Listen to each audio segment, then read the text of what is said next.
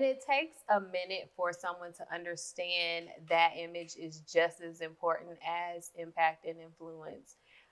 Because it's looked at as an unnecessary expense. But a lot of people don't realize that it is also something that will eventually help your income. It will help your influence, your audience. It will gain those followers. It will get those eyes and that engagement that you're looking for because you look good and you feel good and it's translating on camera. If you're looking to grow your business with your expertise, this podcast will be your ultimate guide to growing your business, attracting high-paying clients, mastering the art of sales, and persuasive speaking. Get ready to get into this episode and share your thoughts in the free Speak Your Way to Cash Facebook group. I'll see you there. Listen in. High, excuses, low. Energy, high, excuses, low. Energy, high, excuses, low. Energy. All right, guys, welcome back to the Speak Your Way to Cash show. We have with us today Nicole, the stylist extraordinaire, my stylist, okay, and just an incredible person. Drew, welcome to the Speak Your Way to Cash show. Thank you for having me. I'm super excited to be here. This is my first time on a podcast in this fashion, so I'm very excited. Which is incredible to me because you help so many people get in front of the camera and look and feel their best. So welcome into the spotlight. Thank you. Oh. Hello. That's new for me. Yes, like one of the things I was telling Drew this before we started, I really want to expose our community of cash leads to real experts. Whether they are influencers or not, whether they are celebrities yet or not, like my goal is to bring people on the show with substance and style. Okay, so you are, yes, we like to put style on top of substance. I love this. Not substance as a facade for style. Okay, I'm with it. 1,000%. I'm with it, yes.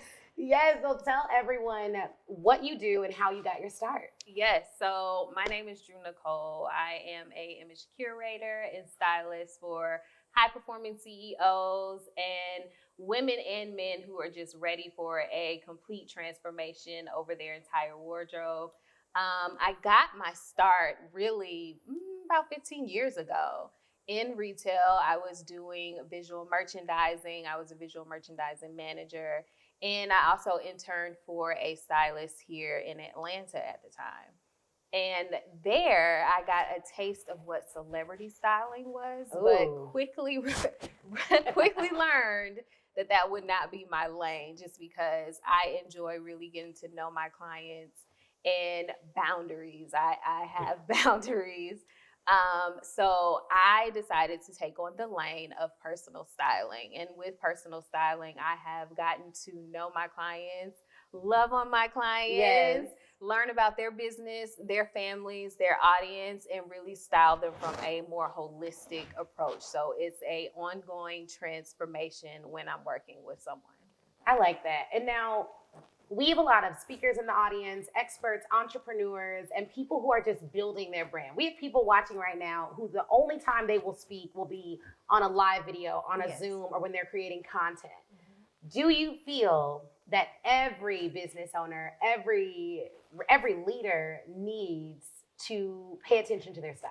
Absolutely. How you dress is how people approach you. So when you walk into the room, the goal really is to kind of shut it down at the end of the day. Yeah. You want to be noticed. You want people to take notice of you and say, I know that he or she has something to talk about and I need to listen. When you are looking your best and feeling your best, it also translates, and that translates on stage, behind the camera, any kind of way. When you feel good about yourself, you look good, the money and everything else starts rolling in. So it's very important to dress, not just dress for success, but dress for your authentic self as well. Because when you're authentic to yourself, your audience resonates and it's a lot easier for them to connect with you and flow better.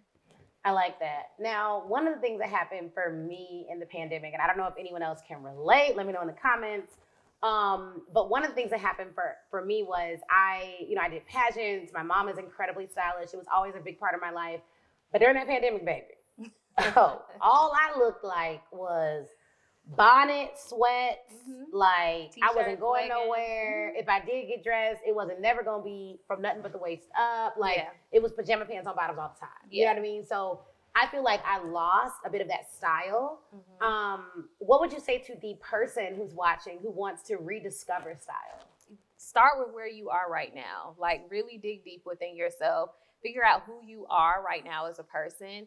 Go back to your business, what it is that you enjoy in your life. What do you do outside of work with your family? Really get to know who you are if you're not sure who you are. Really dig deep and get to know and understand who you are, and begin to shop more with a purpose and style more with a purpose. You'll eventually begin to find your authentic feel and your authentic style. Anything that makes you feel good, like colors, patterns.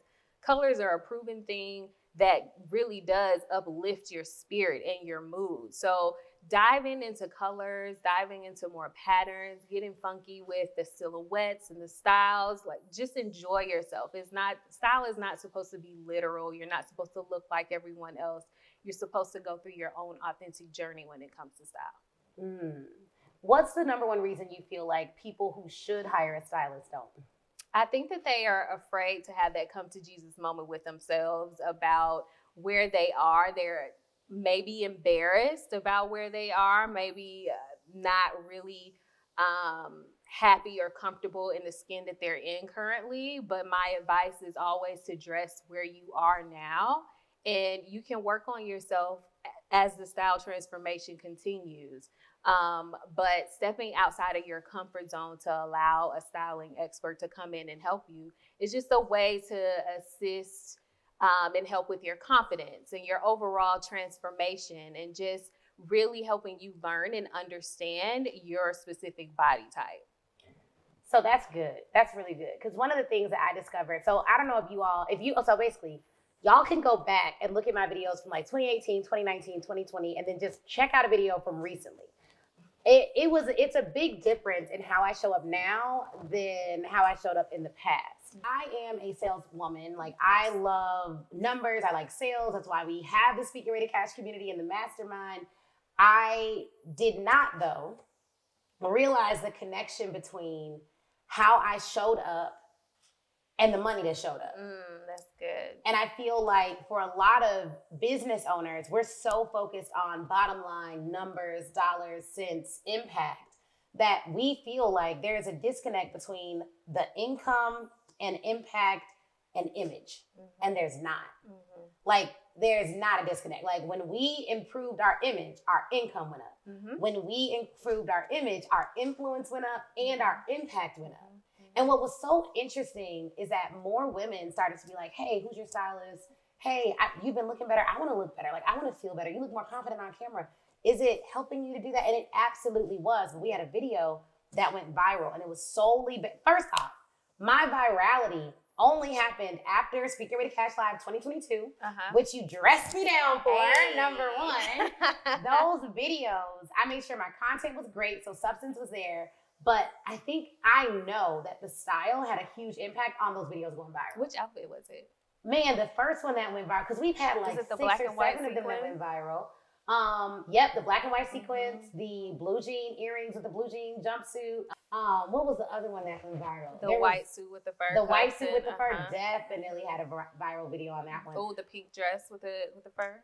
The pink dress, those pink sequins, pink and orange sequins. So, but like literally these images are the images where I went viral in a video, and I realized it wasn't just the substance, it was the style on top of the substance that allowed my audience to actually see. Yeah, well, style is visual too. So when someone sees you looking good, they're going to stop for a second. And then they might press that little icon at the bottom to make the sound come up. Yep.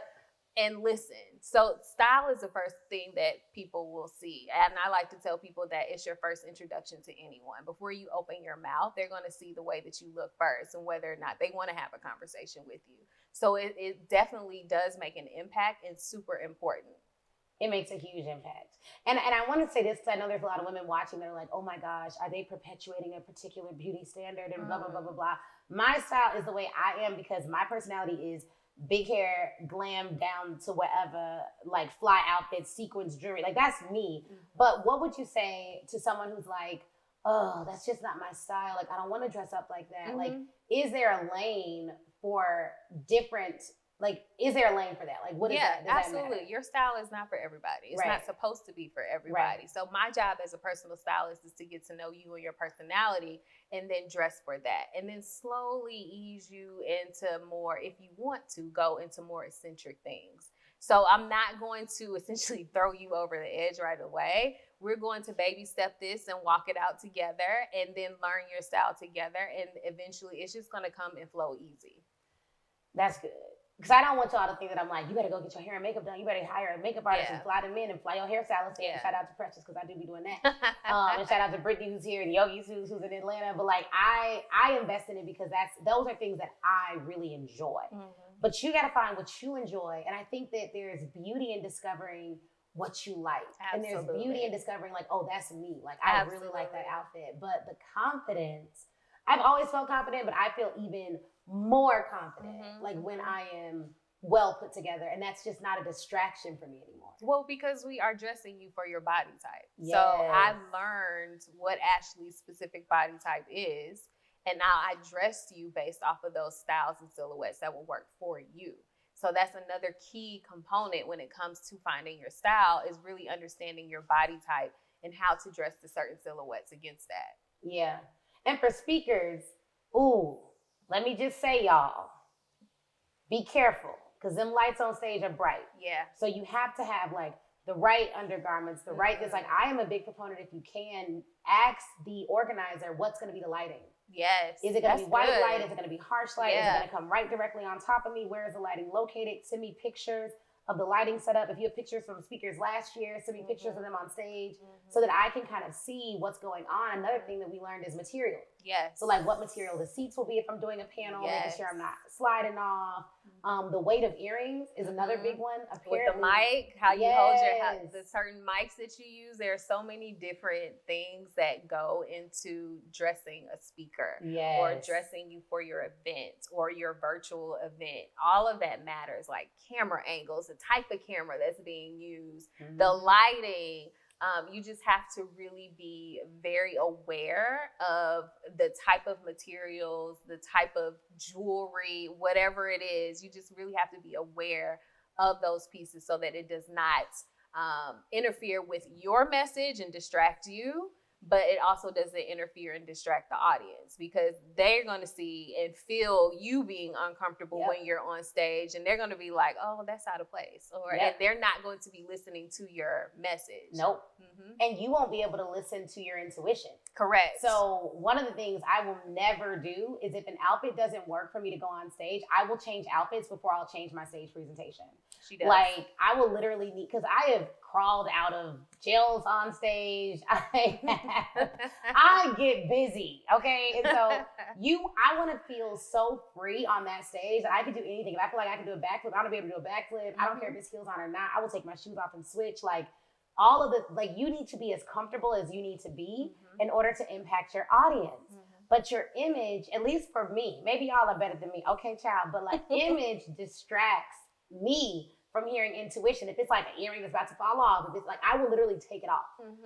Like we just saw Sarah Jakes. Yes, taking off her wig. Off. Or we have had times where you kicked off your shoes because they're not like, I love that you were so intuitive with yourself and on stage that you don't mind releasing some of that. Some people will stay on stage and be completely uncomfortable, and it will show. It will show on the face, on their body language, on everything. And that eventually distracts the audience that you're speaking to. Yep. And it distracts your money. Yeah. Because if you cannot show up and do your best work in any arena, if you can't do it on a live video, if you can't do it on a webinar, if you can't do it anywhere, you will not be able to convert an audience. Yes.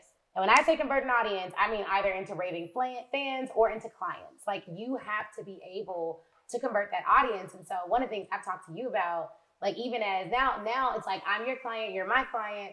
One of the things I talk to you about is like making sure you help people draw that connection between income, impact, and influence and image. Because like it's all so tied together. And I didn't always realize that. Hey, Cash Leads, I know you're enjoying this episode, but do you have your ticket for Speak Your Way to Cash Live? If not, stop what you're doing right now. Go to speakyourwaytocashlive.com and get your tickets. I'm going to give you a sneak peek of what the event is all about. When I was in that $300,000 a year job, I was like, oh, well, if they paying me $3, I got to be worth millions.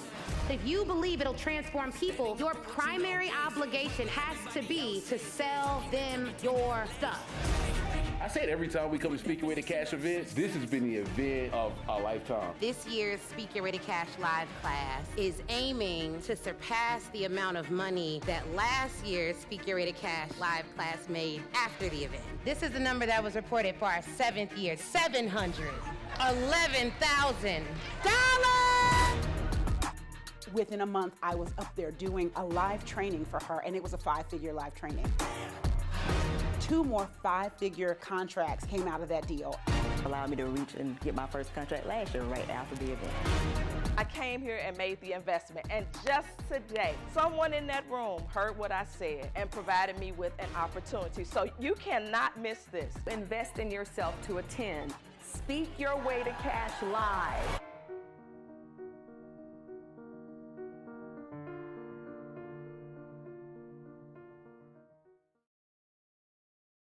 And it takes a minute for someone to understand that image is just as important as impact and influence, because it's looked at as an unnecessary expense. But a lot of people don't realize that a lot of what your wardrobe, especially if you're buying it for your business, it's a tax write-off. So you can do that, but it is also something that will eventually help your income. It will help your influence, your audience. It will gain those followers. It will get those eyes and that engagement that you're looking for, because you look good and you feel good and it's translating on camera. Yeah, and like I didn't even realize the way, because I was talking to my accountant, and like just the way that, like there are some people who will brand everything. And I'd always be like, why are they branding everything? Like what's the point of like having your logo on your outfits, having your tagline on your back, having all these different things? And it's like, oh, well, that is promotional. Yeah.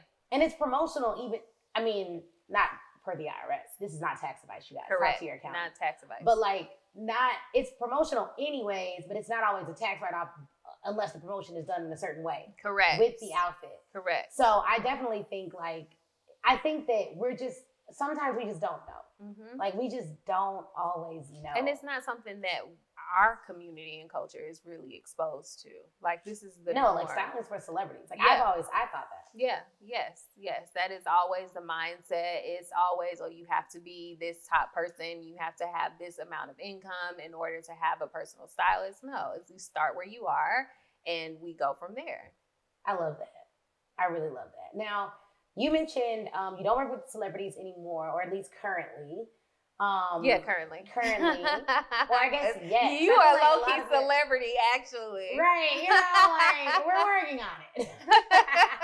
So, but you do work with some of the most influential women in the professional services space. Yeah. So how do you, there's people watching who are like, man, I've seen your client roster. You got, top coaches, top influencers, top experts, top event hosts. How were you able to attract that audience? I know we're working on this pitching thing, but how were you able to attract and retain those clients on a monthly basis? Because you have retainer clients. Yeah, pretty much all of my clients are a retainer. Yes, that's a win. Definitely a win. Definitely grateful for that. In the beginning, when I first started my business 2 years ago, it was literally me posting. Like I was crazy, posting 5, 6, 7, 8, 9, 10 times a day, doing the hashtags, all the things. And eventually, like women started to find me. And I also received referrals, people word of mouth. Like a really good friend of mine referred me to a current client of mine, and she's been with me since the very beginning. And from there, it's really just been word of mouth. Thank God. And from time to time, I'll go online and I'll post what I have coming up, and that draws in more interest. But for the most part, a lot of my referrals have been word of mouth. And you didn't even facilitate the word of mouth. Mm-hmm. Like it literally happened organically, but it was because your work was so good. Yeah. Well, thank you. No, yes. It is. I mean, because a lot of people hear that and they're like, great, I knew I didn't have to post and do this and reach out. And it's like, no. How did you find me? Referral. Mm-hmm. Yep. Referral. A friend of mine was like, oh, this is who I use. Like, Shout out to Monray, because literally it was like, when I moved to Atlanta, she was like, what you need? Like, she was literally the plug. She was like, oh, we need this? Okay, this, you go to this, you go to this. So we didn't have to look for a whole lot of extra support. But yeah, she literally referred me to you, and then I know I referred you to a friend of mine. I know other people. Like, I literally could see the referral network working. Yeah. But I always, and your work really is good, and it's very collaborative. So you do have to you have to be trained. I think one of the challenges that you may have that I'd love for you to speak to, just because there's lots of other businesses who feel like my business is one that I have to educate before they can buy effectively and be good clients. How has that been? Like, educating your clients on what a styling relationship looks like so that you can maintain a long-term relationship with your clients? Well, when I am talking to a potential client, I like to kind of go down and explain what working with me would look like, because I do take the personal styling very seriously. I want to really get to know my client and understand them and their business, and that has helped me to build a consistent relationship with them and keep them on as clients. But starting off, like, getting them to understand exactly what it is I do. Because some people actually do come on the call and just be blind. They just think that, it's just all about buying clothes and that's it. It's it's deeper than that. It's that education in the beginning with telling them what a stylist does, how I will be there to facilitate through their pain points. I want to let them know and feel that wardrobe is not an issue when it comes to me. I want to be able to take on that entire burden for them. So really translating that on the calls and translating that through my work has been helpful with retaining. And what's your sales process now? So the sales process, it starts with a call. I like to see exactly who it is I will be potentially working with. So we definitely get on the Zoom call. I want to feel energy. I want to hear what it is that they have going on, if they're excited, if they're not excited, if they're nervous. So I get to see and feel all of that while I'm on the call. And while I'm listening to what it is that they actually need, I'm going through what I have to offer and fitting what would work best for them. And then after that, we get the ball rolling. I set them up on their beautiful online style portal. It's like a little online closet for them that they can go back and refer to. I do a lot of sourcing and putting the looks together there so that we can collaborate with. And then after that, it's just an on-flowing go of the relationship. That's good. That's really good. Yeah. And so for you, what has been the most challenging part about growing your particular business type? That's a great question. The challenging part for me is wanting to have more clients, but not necessarily the full capacity for it. But learning how to navigate through that to make sure that each client feels that special experience that they get, and then making space and room for someone new. So it can become, I won't say a challenge, it's an opportunity. It's an opportunity. It's more of an opportunity to figure out how exactly to bring on more people and then give them that same experience that everyone is seeking. But you brought up a really good point, and it's one that I dealt with when we had our law firm, which was more direct. It was done for you services. So how did you determine your capacity? Because I know you have a capacity number. How did you go through that process of determining your capacity? Because I know there's someone watching who is in direct services, personal services, and they're trying to figure out, like, okay, I haven't even made my first 6 figures yet. Drew, how did you go through that process of determining I can take on X amount of clients a month? If we're at this many clients, we're at 50% capacity. A large part of that was me packaging and my pricing and adding that value into what I am offering. My pricing definitely helped with the capacity portion of it. And now that I'm not at max capacity right now, but getting to the point where I learned for myself how much I could take and what I couldn't take, setting up those boundaries too. Those boundaries are a really big deal. That has also been helpful with me recognizing the capacity. Like, I can almost feel when it's burnout time for me. And then I take a step back and my clients are so gracious and they all understand when I need a break. But setting up those boundaries and also pricing my value has helped me with building that capacity. Hey, are you a member of the Speak Your Way to Cash family? If so, what's up? Thank you so much for checking out this podcast episode. I would love to give you the first part of the Speak Your Way to Cash book for completely free, instant download. All you have to do is go to the link underneath this video or go to speakyourwaytocashbook.com and download your free copy of the first part of the Speak Your Way to Cash book. Look, it will show you how to start your journey and start landing those 5- and 6-figure contracts. Do not miss this deal. The book is absolutely incredible, and I can't wait to hear how it's helping you speak your way to cash. Okay, so one of the things that I noticed when you joined the Speak Your Way to Cash Mastermind, the first thing I was wondering about was pricing. Because my initial thing was like, okay, I'm a client. It was like this duality. Yeah, it is. Because it was like, I'm a client. and I was like, and I know I'd pay more for this. And I was like, when you talk about pricing. Yeah. When you first set your prices, were you anticipating the success that you had? No. Because, okay, so then that may have been why the prices were what they were. Yeah. Because oftentimes we set our prices based on like, if someone just pays this, I'll be like, and that's I'll what it be was. happy. That's okay, exactly talk about that. In the that's exactly what it was in the very beginning, because okay. I was very ignorant to the world of this side of styling. Like, I've done the celebrity, I know exactly how much their rates are. Yeah. But the realm of personal styling, like, I wanted to be attractive, but I also wanted to be able to take care of my overhead, take care of my son, you know? So I wanted to make sure I had that. So I started with a little bit just to see, just to test the waters, just a little bit. And people were biting. Too many people. And I learned that a lot of these people that were biting were not my ideal client. So let's talk about, if you remember, how many people, because there's a sales rule about basically how you know you should raise your prices. So if you talk to 10 people, how many would bite? About 6. And they probably just pay on the spot. And that's the thing. So basically the sales rule is that if you have 10 people and you have a 60% or higher, like even like anything above 30% close rate, and they're willing to pay on the spot, it typically means your price is too low. Now, if you have calls with 10 people, 6 of them decide to buy, but all of them ask for like a payment plan or something else, it may mean that your price is just like, if 30% or less are paying in full, then that may mean that your price is good. Like, you don't need to raise your price. But if you have 60%, they're like, yeah, cool, first payment, you know what I mean? That may mean you need to raise your price.